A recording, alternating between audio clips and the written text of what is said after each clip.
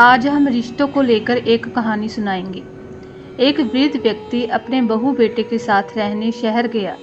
उम्र के इस मुकाम पर वृद्ध के हाथ पैर कांपने लगे थे। इसके अलावा उसे दिखाई भी कम देता था। परिवार में बहू बेटे के अलावा उनका 4 वर्षीय पोता भी था। सभी एक साथ मिलजुल के रहते थे और साथ में खाना खाते थे। वृद्ध होने के कारण उस व्यक्ति को खाने में बड़ी दिक्कत होती थी। हर दिन उनकी थाली से कुछ न कुछ गिर जाता था। ये सिलसिला कुछ दिन चलने के बाद बहू बेटे परेशान होने लगे। लड़के ने पत्नी से कहा कि हमें इनका कुछ करना पड़ेगा। बहू ने हाँ में हाँ मिला दी। अगले दिन खाने के समय बेटे ने एक पुरानी मेज को कमरे के एक कोने में लगा दिया।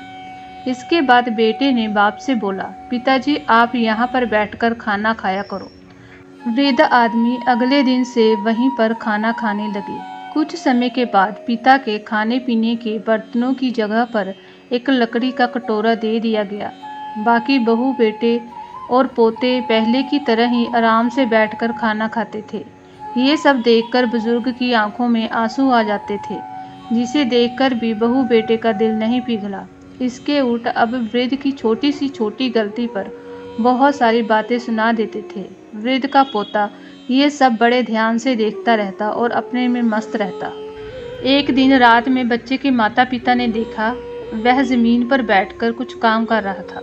माता पिता ने अपने बच्चे से पूछा कि बेटा तुम क्या बना रहे हो। बच्चे ने मासूमियत भरा जवाब दिया कि अरे मैं तो आप लोगों के लिए लकड़ी का कटोरा बना रहा हूँ।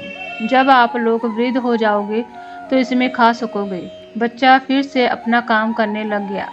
माता पिता के मुंह से एक भी शब्द नहीं निकला, बल्कि उनकी आंखों से आंसू आ गए। उन्हें अपनी गलती का एहसास हुआ।